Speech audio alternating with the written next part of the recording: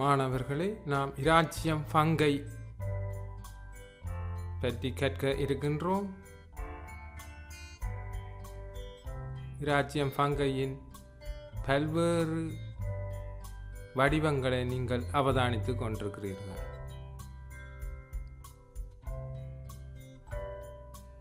இவ்வலகை கற்பதன் மூலம் இராச்சியம் ஃபங்கையின் பொது இயல்புகள், பங்கஸிற்கான உதாரணங்கள், பங்கசு மனிதனுக்கு பயனுள்ளவையாய் அமையும் சந்தர்ப்பங்கள், பங்கசு மனிதனுக்கு தீமை பயக்கும் சந்தர்ப்பங்கள் ஆகியவற்றை அறிந்து கொள்வீர்கள். இராச்சியம் ஃபங்கை திட்டமான அமைப்பாங்குடைய கருவை கொண்டவை, கயிற்றினால் ஆன கலச்சுவரை கொண்டவை, தனிக்கலம் அல்லது பல்கலத்தால் ஆனவை, புறபோசணிகள் ஆகும். வித்திகளை உருவாக்குவதன் மூலம் இலிங்கமில் முறை இனப்பெருக்கத்தினை மேற்கொள்ளும். இவை பொதுவாக வெற்று கண்ணுக்கு தெரியாதவை. எனினும் சிலவற்றின் இனப்பெருக்க பதிய உடலம் வெற்று கண்ணுக்கு தெரியும். சேதன பதார்த்தங்களை பிரிய செய்வதில் பாரிய பங்காற்றுகின்றன. பிற அங்கிகளுடன் ஒன்றிய வாளி ஈட்டத்தினை கொண்டிருக்கும். உதாரணம், இலைக்கன். அல்காவும் பங்கஸும் சேர்ந்த ஈட்டமே இலைக்கன் ஆகும். இது ஒன்றுக்கொன்று நன்மை பயக்கின்ற ஓர் சேர்க்கையாக காணப்படுகின்றது. இலைக்கனின் அமைப்பினை நீங்கள் பார்க்கிறீர்கள். இதுவே பாறைகளில் பதாதியாக குடிபெயரும் தன்மையுடையதாக காணப்படுகின்றது. பதாதியாக எனும்போது வழிமுறை வருதலில் முதலில் பாறையில் சென்று குடியேறக்கூடிய தன்மை வாய்ந்ததாக காணப்படுகின்றது. பங்கசுகள் 3 கணங்களாக வகைப்படுத்தப்பட்டுள்ளன. ஒன்று பைலம் சைகோமைகோட்டா. அதற்கு உதாரணம் மியூக்கர், பான் பூஞ்சனம் என அழைக்கப்படுகிறது. பானில் எவ்வாறு பூஞ்சனம் பிடித்துள்ளது என்பதை நாங்கள் காணக்கூடியதாக உள்ளது. ரைசோபஸ், ரைசோபஸின் படத்தினை அவதானிக்கிறோம். பைலம் அஸ்கோமைகோட்டா. உதாரணம் அஸ்பெர்ஜிலஸ். அஸ்பெர்ஜிலஸின் படத்தினை நீங்கள் அவதானிக்கிறீர்கள். பென்சிலியம், பென்சிலியத்தின் படத்தினை அவதானிக்கிறீர்கள். மதுவம் ஈஸ்ட், மதுவத்தினை அவதானிக்கிறீர்கள். பைலம் பெசிடியோமைகோட்டா. உதாரணம் அகாரிகஸ். அகாரிகஸின் படத்தினை அவதானிக்கிறீர்கள். பங்கசுகள் பொதுவாக கண்ணுக்கு தெரியாத போதிலும் அவற்றின் இனப்பெருக்க பதிய உடலங்கள் கண்ணுக்கு தெரியக்கூடியவை. அவற்றையே நாம் தற்போதைய படங்களில் தெளிவாக அவதானிக்கக்கூடியதாக உள்ளது.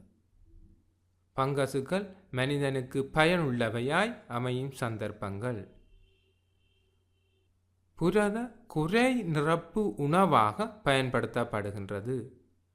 அகாரிகஸ் என்ற பங்கசு இதற்கு பயன்படுத்தப்படுகின்றது. பங்கஸ் புரத சத்து நிறைந்த ஒரு உணவாக உள்ளெடுக்கப்படுகின்றது.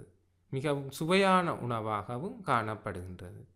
எனினும் நச்சு காளான்களும் காணப்படுவதால் இந்த பங்கசினை உணவாக உட்கொள்ளும் போது அல்லது எடுக்கும்போது அது நச்சற்ற காளானா என்பதை நாம் உறுதி செய்த பின்னரே சமையலுக்கு பயன்படுத்த வேண்டும். பான் உற்பத்தியில் மாவை பொங்கச் செய்ய மதுவம் பயன்படுத்தப்படுகின்றது. மதுவம் சுவாசித்தலின் போது கார்பன் ஆக்சைடு வாயுவை வெளிவிடுகின்றது.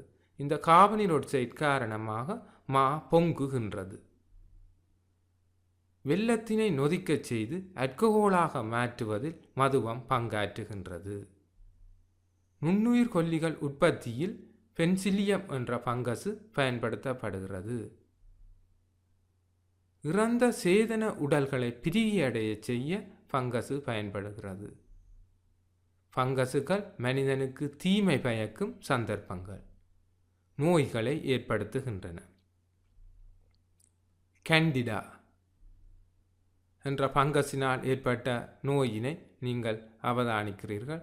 அவரது அக்குள் பகுதி எவ்வாறு காட்சி அளிக்கின்றது என்பதை நீங்கள் இந்த படத்தில் தெளிவாக அவதானிக்கக்கூடியதாக இருக்கும். எனினும் இது ஒரு மாற்றக்கூடிய நோய் ஆகும். ரிங்போம் நாம் சாதாரணமாக வட்டக்கடி என அழைக்கிறோம். இது படர் தாமரை என அழைக்கவும் படுகின்றது.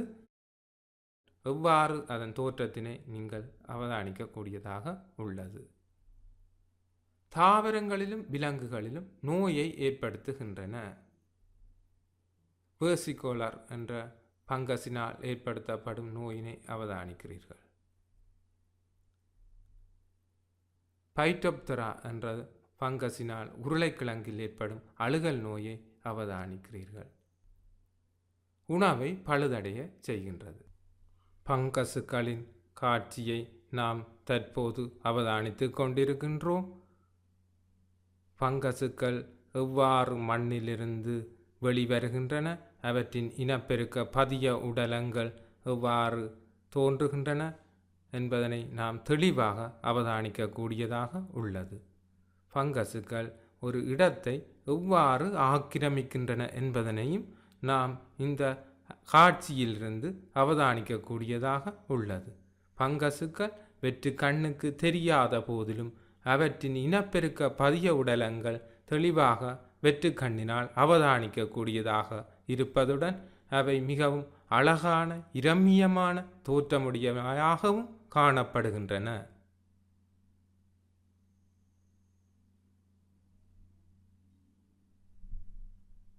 மிகவும் தெளிவாக இந்த காட்சிகளை அவதானித்து கொண்டிருக்கிறீர்கள்.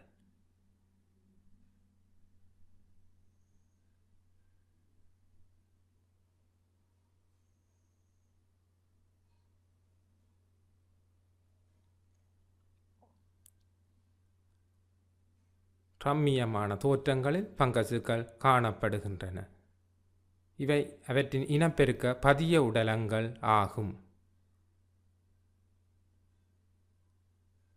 ஒரு காட்டை எவ்வாறு ஆக்கிரமித்துள்ளன என்பதை நீங்கள் அவதானிக்கக்கூடியதாக இருக்கும். அவை பூச்சிகளுக்கும் விருந்து படைப்பனவாக உள்ளன. பங்கஸுகள் பிறபோசணிகள் ஆகும். பங்கஸுகளின் கலச்சுவர் கைட்டின் எனப்படும் பதார்த்தத்தினால் ஆனது, தனிக்கலம் அல்லது பல்கலத்தினால் ஆனது. இவை பிற அங்கிகளுடன் ஒன்றிய வாளி ஈட்டத்தை காட்டுகின்றன. புரதச்செறிவு கூடிய உணவாக காளான்கள் காணப்படுகின்றன. காளான்களில் உணவுக்கு பயன்படுத்த முடியாத நச்சு காளான்களும் உள்ளன. பங்கஸுகள் சேதன பதார்த்தங்களை பிரியடைய செய்வதில் பிரதான பங்காற்றுகின்றன. பங்கஸுகளால் மனிதரில் தேமல், படர்தாமரை போன்ற நோய்களும் உருளைக்கிழங்கில் அழுகல் நோயும் ஏற்படுகின்றது. பான் பூஞ்சனம், மதுவம், பென்சிலியம், அகாரிகஸ் போன்றவை பங்கஸிற்கு உதாரணங்கள் ஆகும்.